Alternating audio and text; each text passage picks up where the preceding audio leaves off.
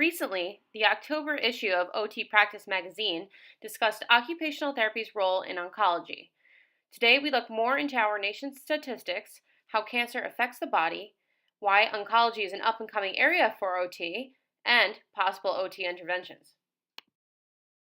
Last year, more than 1.6 million new cases of cancer were diagnosed in the U.S., and more than 15 million cases were alive, either seeking treatment or living cancer free.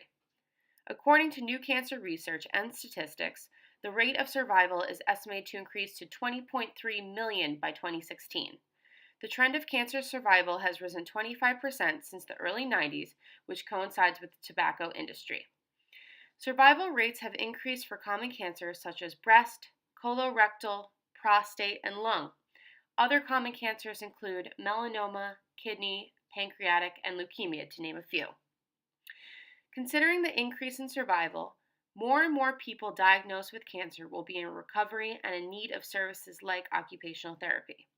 An important aspect of one's life that an occupational therapist can help facilitate is quality of life. According to the American Cancer Society, and I quote, "Quality of life is a broad, multidimensional concept that considers a person's physical, emotional, social, and spiritual well-being. According to data from the National Health Interview Survey, approximately 1 in 4 cancer survivors report a decreased quality of life due to physical problems, and 1 in 10 due to emotional problems." Quality of life can be affected from the stigma of having cancer and the symptoms resulting from medical treatments. Some of these treatments include chemotherapy, radiology, surgery, and hormone therapy. In the past decade, early detection and treatment has led to an increased number of cancer survivors. However, these treatments often result in cognitive, emotional, and physical changes, including changes in self-esteem and self-image. Some temporary body changes that occur due to cancer include hair loss, changes in weight, rashes due to radiation, and fatigue. Permanent body changes include amputations, use of prosthetics, colostomy bags, infertility, and permanent scars and burns from surgery and radiation. The following clip offers a bit of inside perspective. Although you may appear on the outside of it normal, your own view of what you are is anything but normal. I struggled emotionally and physically. It was life-changing. I felt really self-conscious all the time. Sometimes makes me feel like I'm not a proper woman. Having cancer just makes you feel like you're not in control of your body. It was important for me to find a way to take that control back. These physical changes can significantly impact a person's daily functioning and engagement in meaningful occupations due to problems with body image and self-efficacy.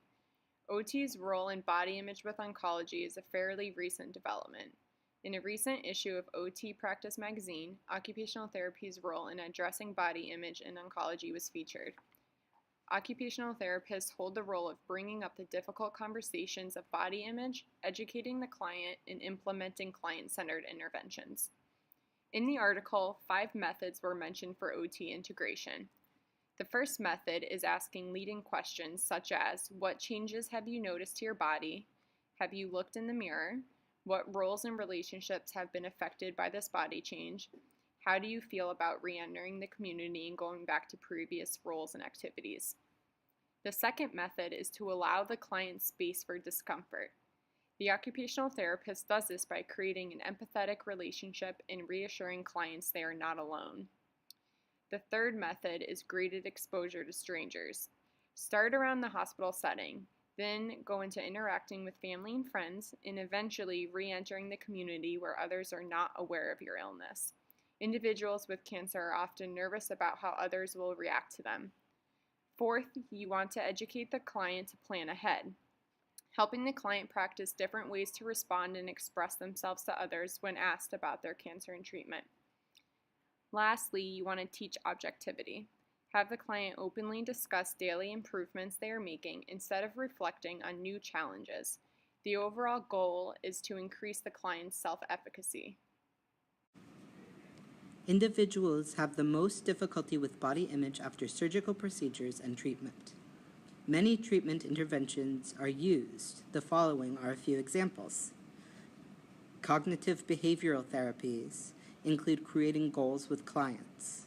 Cognitive restructuring by replacing negative thoughts with productive thoughts. Desensitization, skill acquisition and practice. Education treatments have recently shown positive effects, including mirror viewing, used to make patients aware of starting point after cancer treatment so they notice improvements over time. Education also includes coping with reactions from family, friends, and children to prepare to return to the public in their home community. Education to cope with changes in body function and life roles, and breaking down activities into steps. As Alison Berg noted in her article, Body Image and Female Adolescent Oncology Patient, only 28% of female survivors of leukemia had healthy self-image, while 90% of healthy young women in the control had appropriate self-image. Often, individuals in this population resist treatment because of negative effects on their body image. Social implications include resistant social interactions in recovery, as well as peer competition, especially in social media. Guidance for all clients include preparing clients for possible changes before treatment, focus on client concerns, guidance in responding to comments from others, and incorporating humor. Support includes friends, family, support groups to share experiences, as well as physical activity for feelings of strength and self-efficacy, especially activities with mind-body connection like yoga or Tai Chi. Now let's check back in with our clients about their self-efficacy.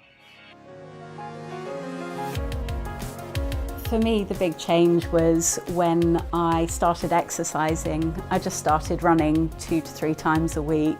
I was rubbish at first, but I started building it up. The main thing I wanted to do was be able to stand on 2 feet. The steps that going into there was intense physiotherapy, learning to walk again. Macmillan was very, very important in giving me the focus for my energies for trying to get myself sorted out. I think the first time I stood up on my leg without crutches, I cried, just because it meant so much. Pole dancing, it's like my little bit of freedom. Emotionally, I'm in such a better place now. I felt fitter, more confident. I could see my muscle tone, and that brought much more body confidence to me. Life returns to normal, which for me was really important. Now I sort of see my scars as battle wounds. I feel strong and happy now. Your body may have changed, but you're still the same you. I now look at myself as being a relatively normal person rather than a person with huge problems that nobody else could see. Hope is the only thing stronger than fear, so always have a bit of hope and never give up. Thank you for watching OT News. Have a great day!